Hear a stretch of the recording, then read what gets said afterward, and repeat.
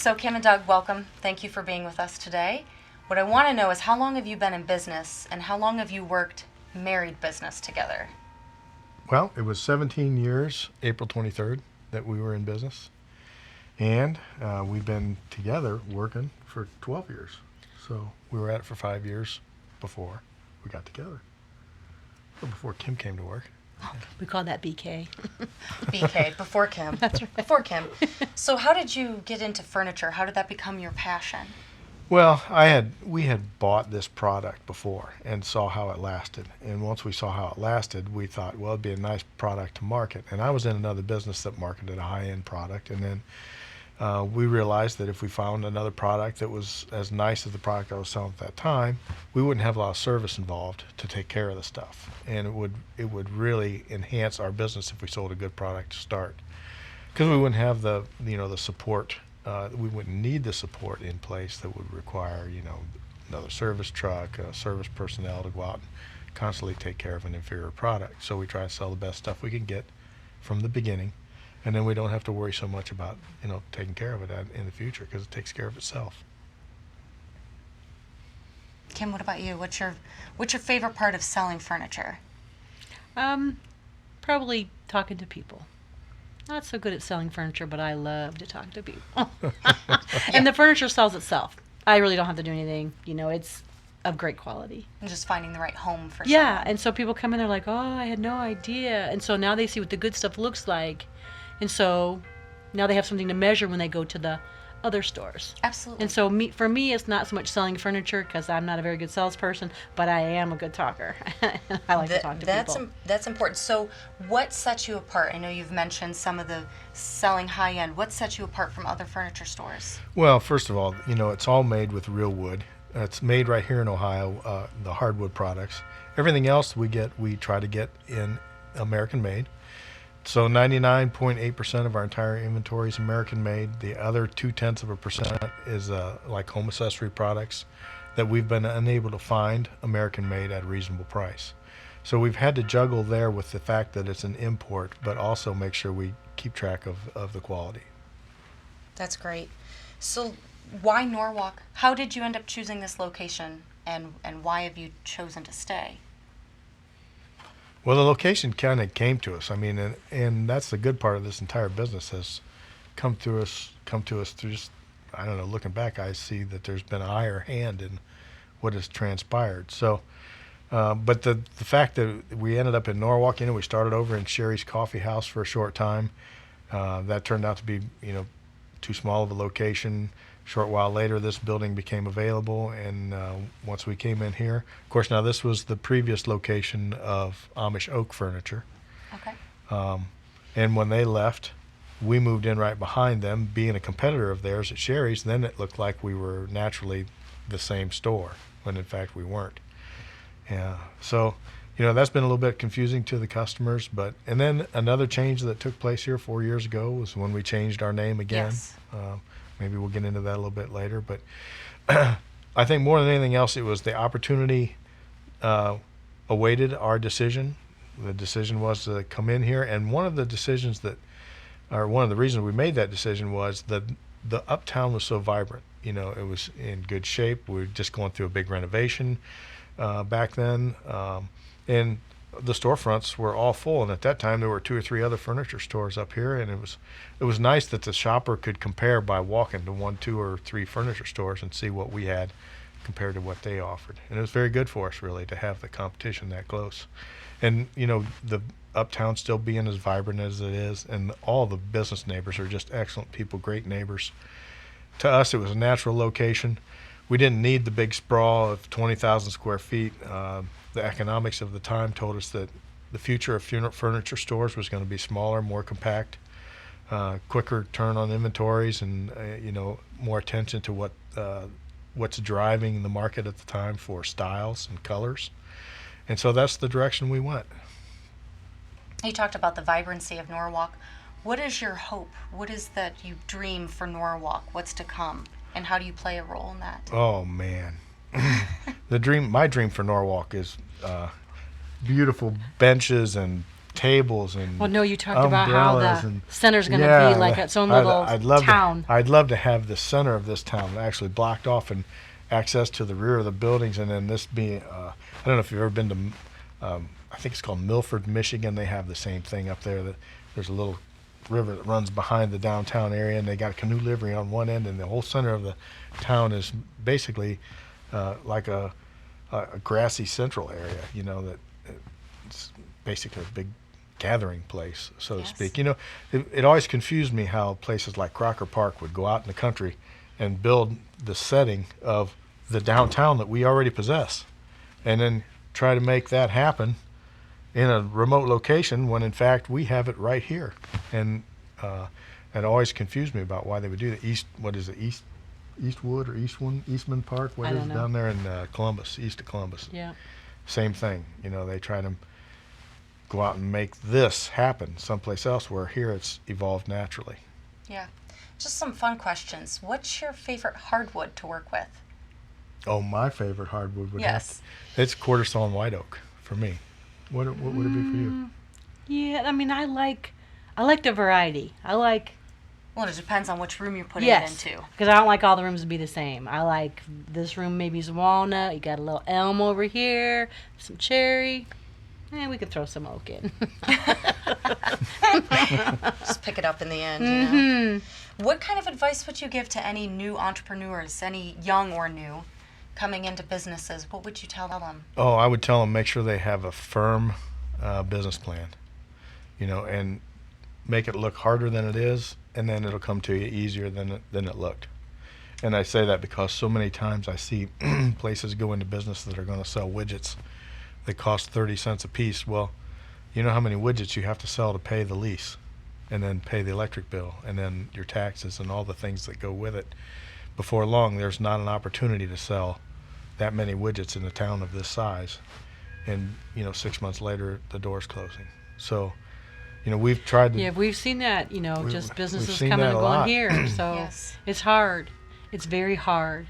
And you have to be dedicated to it, and you have to take the good with the bad. And when it's slow, you better find something to do and stick with it, because it's hard. It is just hard. And if somebody says you just roll out of bed and start your own business, they're pulling your leg. Well, we thank you for your commitment and your ties in the community, and we're so fortunate to have you. So, Well, we feel like we're fortunate to be in this location, in this town, yes. yes. So, okay, what store hours do you guys have so people can come down and shop here and see what you all have to offer? We are open Monday through Friday from 9 to 6, Saturday 9 to 4. And on Sundays we spend family time, so Sundays we are closed. Wonderful. That is great. But we have a website, and on our website mostly is things that we've had in the store. I have a counter book that is full of way more than what I have, but I don't put all that out there. You know, it's just like what I've had in the store is what's on the website. There's much more I can get. So just kind of gives you an idea of the real thing and not just a photograph of something that I can get. Correct. How much custom work do you do? Oh, wow. A lot. Yeah. What we don't do, you bring me a drawing and say, hey, make this for me. We don't do that. However, if you came in and you said, hey, I really like this table, can you make it smaller? Can you make it taller? Can you make it more narrow, different wood, different finish? Then we can do all that. So as long as we're working with something that we already sell, then we can make changes to it. Wonderful. I know a lot of people are always looking for that perfect piece to fit in their home. So knowing that they can change it, that would be a really Yep. nice feature to have. So, Yeah, that's part of our reward is when we see, you know, people are describing what they want and we can provide that. You know, that really makes it Right, because rewarding. usually what they want the TV stand, but they want it to be this size and this deep and this tall and no glass, and we can do all that just once we start with the piece, and the rest is easy. That's the easy part. I'm glad there's an easy part. That's Yes. nice to know too, because We make it all painless. you know, decorating your home can be quite a challenge, Yeah. and putting things together. Some of us aren't as gifted knowing what colors go together or woods, and you don't think about it. Certain paints actually bring out a different tone in the woods. So it's nice to have a helping hand to actually see that beautiful picture come together. And we have that asset right here in Norwalk. Yep. come and have a seat. Yeah, well, thank you for being with us today. We appreciate it. And again, you can come on down, custom furniture, also beautiful pieces here as well. And I encourage you all to come down to Art or Home Furnishings. Thank you.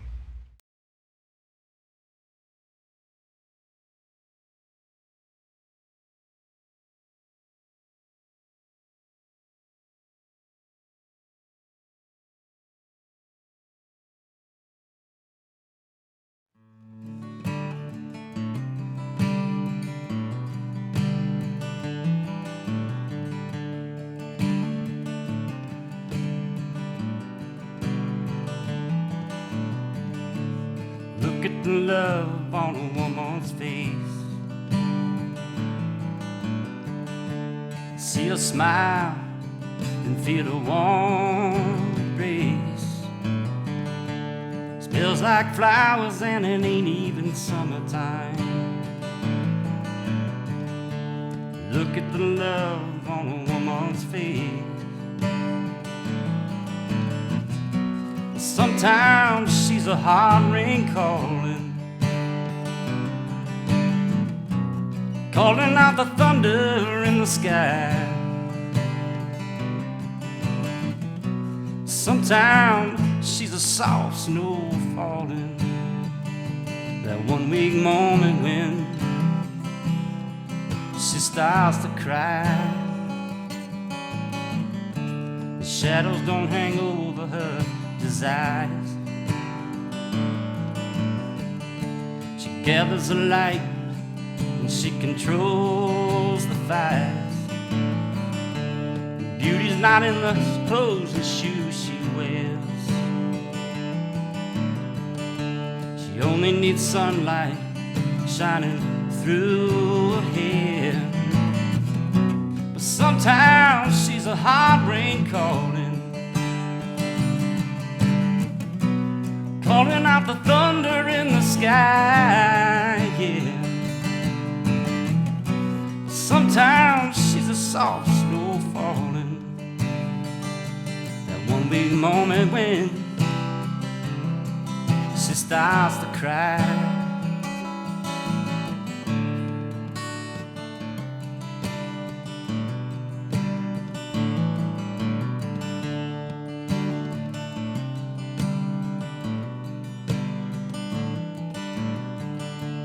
Look at my woman, look at my girl. Smile like that can surely change the world. She's so sexy and so smart, and through those eyes lies the doorway to a heart. But sometimes she's a hard rain calling, calling out the thunder in the sky, yeah, yeah. Then she's a soft snowfall, that one weak moment when, oh, she starts to cry.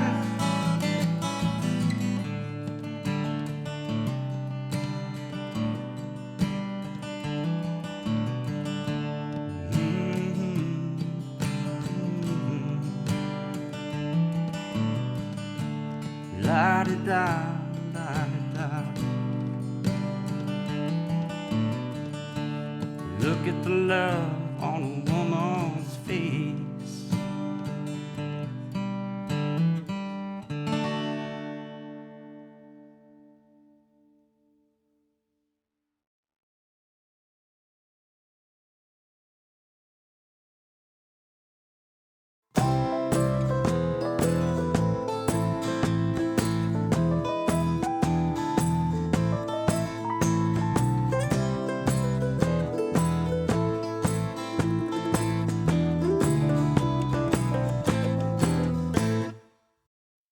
So, Chief John Soisson, thanks for being with us. Thanks for having me. Yeah.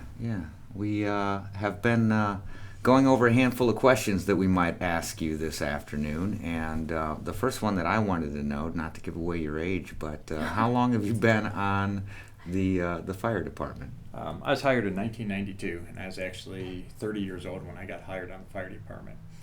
So I'm in my 26th year now, of which this is my 4th year as fire chief. So what is the actual mission statement for the fire department, and as chief, how do you capture all of that during your daily goals? Well, our mission statement is something we looked at hard at when I became chief, and we thought, let's look and have a mission statement that kind of we can go to whenever we try to make decisions. So our mission statement, and forgive me for the reading glasses, is to protect lives, conserve property, and provide quality customer service to the citizens that we serve. It's a very basic statement, but it's more than just putting out fires. And we're there when things go wrong in people's life to come and help mitigate whatever is going wrong, and help the people that we serve.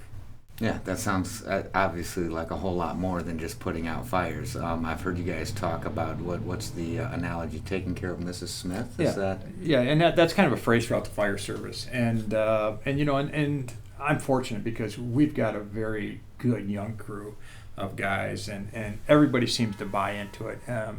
A lot of our guys are from Norwalk. They're Norwalk kids, and even the ones that have moved in, they've really embraced our community. And I think you guys heard my year-end report. I was surprised, but not surprised, when I got on the union's Facebook page and looked at all the things that they did community-oriented. Yeah. When you looked at the Operation Warm, and you looked at the breast cancer awareness, and they were never asked by the chief to do any of this stuff. This is stuff that they all thought was the right thing to do. And I think that kind of encompasses the culture that we have. No different than when they come out and do inspections. Our goal to do inspections isn't to write up a business. It's to help them achieve the safety that we all want to achieve. And I think they've done a good job with that. So also, what's the role with EMS? I know that you guys are on the scene and you're dealing with things immediately at ground zero and things are going wrong. So what is it that you guys are accomplishing as soon as you're on the scene? We have a partnership with North Central EMS, and I think it's a very positive partnership. When you look at NFPA statistics across the country, 64% of all fire runs were EMS runs in every different capacity, and there's no one definition for it. In our role, we're fortunate we have a private ambulance service that does a good job. We respond with them on life-threatening calls, or if they need a lift assist.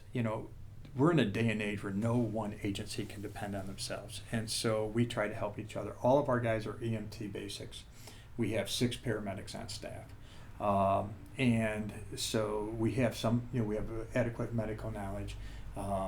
We have great working relationships. We work with these people every day. Yeah. So the guys on the crew, and I spend a lot of time with those people in the trenches themselves, and we've all seen things that nobody should see. So, there's a bond actually between those people, which makes it good. But at the end of the day, when we look at the mission statement, the reason we do it is for the people out there that we're serving. Right. And there's some calls we go there and we're not needed, and you turn around, come home. Sometimes we have to force a door to help get into a place. Sometimes our hands and we're up to our elbows in first aid and trying to do things like that and assist the people that are on the ambulance. So it's a whole gamut. It's a great partnership, and I think the citizens of Norwalk are the benefactors of that. Absolutely. So you got 6 paramedics on staff at the fire department. Mm-hmm. How large is the staff these days? We have 18 guys. Okay. And that's one of our challenges is we tell our guys when they get hired, we do a lot with a little. And we've overcome some of it. I was looking at some statistics today. Nationwide at full-time departments, the average is over 1.5 firemen per 1,000 people. Right. We service 22,300 people between the city and the 2 townships, so we're at about 0.8. Right. But our partnership, and I mentioned the partnership with North Central, but the other thing that we've developed is great working relationships with our neighboring fire departments. And if you notice, and sometimes people wonder, well, why was an engine from Milan or Monroeville show up at your scene? When a fire comes in, you really never know what's happening. As soon as we see it's a working fire, we call for the aid of an engine, and they'll do the same. That way we always assure that we have enough people there to accomplish every job. I never want to be called on a fire scene short people, and if you wait till you're short to call for help, it's too late. Yeah. So that's one of the ways that we've tried to bridge our staffing issues, is by trying to ensure mutual aid. Another example of that is we just became part of the Erie County Technical Rescue Committee, and it's just basically sitting down with the departments to the north of us, which we have great proximity to, or close proximity to, and working on resources. One example, a few years ago, we had some guys from Colorado come in for rapid water rescue, and we had, I think, 4 or 5 guys from Norwalk, a half dozen guys from Sandusky and Huron and Milan. They all trained together.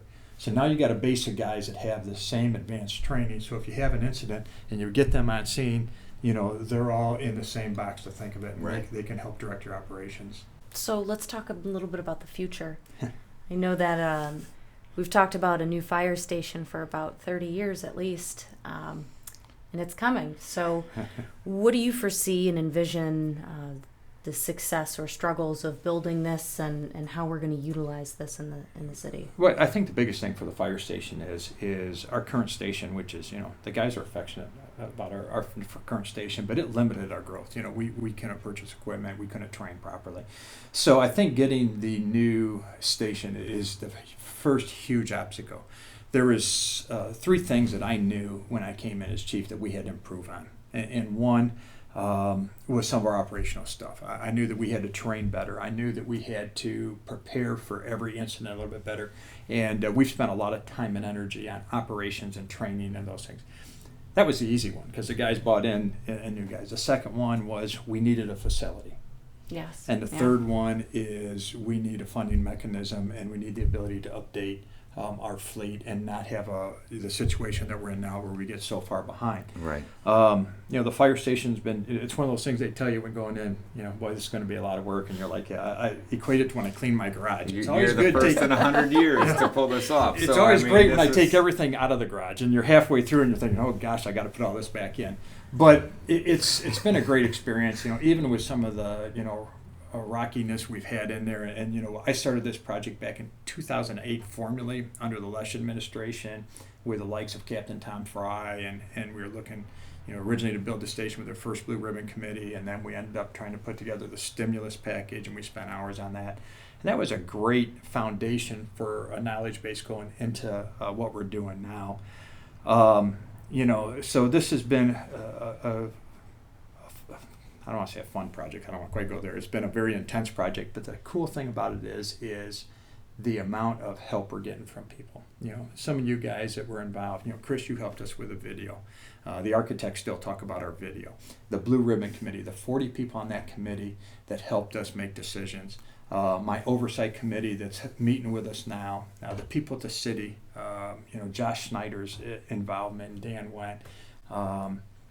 There was a guy by the name of Marv I talk about, and Marv is He's come out to a handful of council meetings. Yeah, Marv, which and Marv is not a very else. But I'm telling No. you, but here's the guy. Marv and Jim Wozniak have attended almost every meeting we've had with the architects, and there's been a lot of them. And these are people that are not doing it for any financial gain, anything, just that they want to help us make sure we put the best product out there. So that makes it very fulfilling. Tiring, but very fulfilling. So we're looking forward to that. We want to overcome this obstacle, and then we're going to start addressing some of the other issues. What we can do to increase staffing, what we can do to work on a better foundation for the future.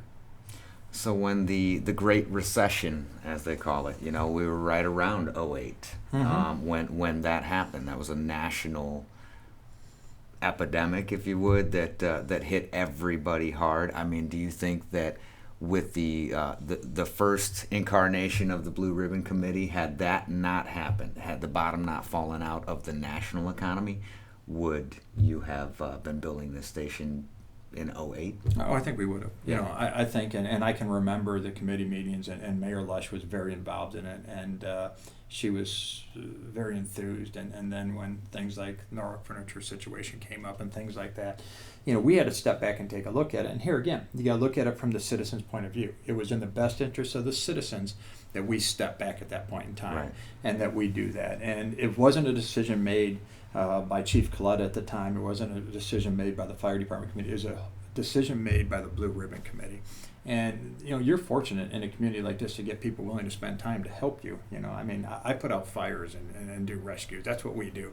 We're not fire station contractors, and so that's why I feel fortunate that I've got the support of the community like we do. Well, speaking of the support, the architects, the people that have been working on this project with you that aren't from Norwalk, I mean, they've been pretty blown away by the community support, right? Yeah, and it's fine. The firm that we're using, they're they're out of Columbus, but they're a small firm. And Joe Weithman and B.J. Muller, the two owners of it, and Joe's from Gallium.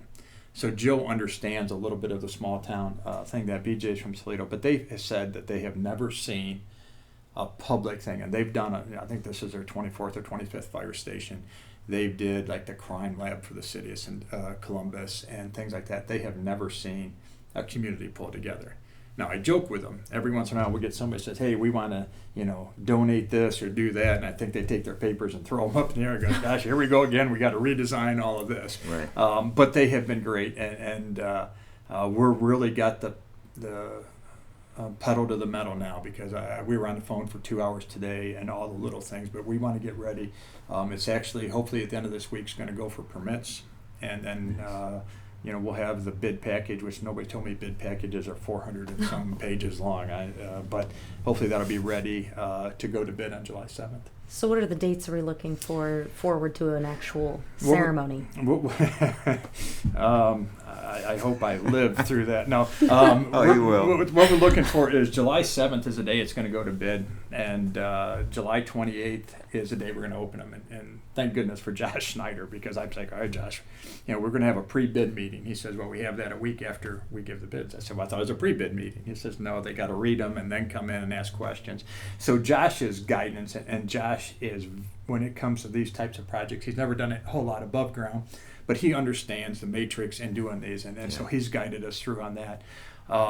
July 28th is when the bid opening will be. Now, part of the contract with the architects is their recommendation, and that they have given us as a city the narrative that just because they have the lowest and best bid, and we want to make sure that the quality of the product that comes out, and so there'll be some time taken for them to write, a narrative on what they feel, and then it'll go to the Board of Control. Our hope is early August we select a contractor. We would like to get construction going, just before or after Labor Day, because now you're at the mercy. You've got to get it under roof by this winter, and this is where Marv explains to me how you do that. You put up the block walls, but probably not the brick veneer, and you put this on, and all I know is hopefully then it takes a year for construction, so I'm looking at September, October of 2018, and hopefully we can celebrate the moving in, and we know it's a lot of work. And when I'm talking about the station, I'd be terribly remiss to not mention the two guys that work with me, Kurt Stang and Aaron Lynch. I talk to the guys on the phone, but they're the guys that sit going through the blueprints. And I can just give you an example. We're looking at air rails that came down to plug into the trucks. And those two got talking about our new trucks come with compressors in them and this, and they're like, we can save a lot of money if we get rid of them. We don't think we need them. We can do this, this, and this. And they bring it to me. We take it to the architects, and we brainstorm. There's been a lot of meetings with 4 of us in my office, conference call to those 2 down there, on the premise that, do we really need this? Are we looking down the road far enough? So those 2 guys I'm greatly indebted to the commitment they've had to this project. Yeah, absolutely. So when the dust actually settles, what is the focus? What are the issues that are really facing Norwalk, and how are you going to work on the outreach and the education of solving some of the problems? Well, I think the biggest thing we got to look at is, we want to, from an economic development, be able to draw people. And I go back to what Louis Fry says, this is the greatest little town in the world. I was born here, I was raised here. I've been involved here my whole life, and I truly believe that. So in our corner of the world, which is the fire department, that part of infrastructure, we want to make sure that we're the best fire department that fits into that cog when we're attracting industry. And from when Borgers come, they have some concerns about that. Absolutely. We were ISO 4. That's our grading scale, the Insurance Service Organization, and we were barely into the 4. So there are some areas that we knew we needed to improve, and if you look at it, there. A couple of the areas that they judge is 40% of the ISO score is your water distribution system. And many thanks to Louis and people like that put a lot of money underground here. We scored very, very well on our water system. 10% of the score is your dispatch. Our dispatch is fragmented. We got about, I think, 60% on that. And then 50% on the fire department. We ranked very well in trucks. We ranked very well in a lot of other things. Our training, and this was done in 2008, did not score very well. And much of it wasn't that we weren't training, that we weren't documenting properly. We weren't doing some of the things. We really believe we've shored that up. We were showing over 4,000 hours of training. Our officers are very disciplined at documenting that. And then our manpower is the other. We got 3.9 out of 15 points for manpower. And so those are things. Now, there's things that we can do creatively to help that. If we actually formalize some of our mutual aid agreements, we can actually count some of those other things. So we're looking at every possibility, because we all know when I say manpower, I can see the dollar bills going in your head. And the chief, there's not a lot of money for that. But those are some of the issues that are real. And so once we get there, we want to look at that. And, I know Fremont just went to an ISO 3. Fremont mirrors our situation. They don't transport EMS. They're a fire rescue only. They do have more staffing than we do, but that is our goal. And goals aren't something you can get tomorrow. But ISO 3 is one of my big goals, is to get to that.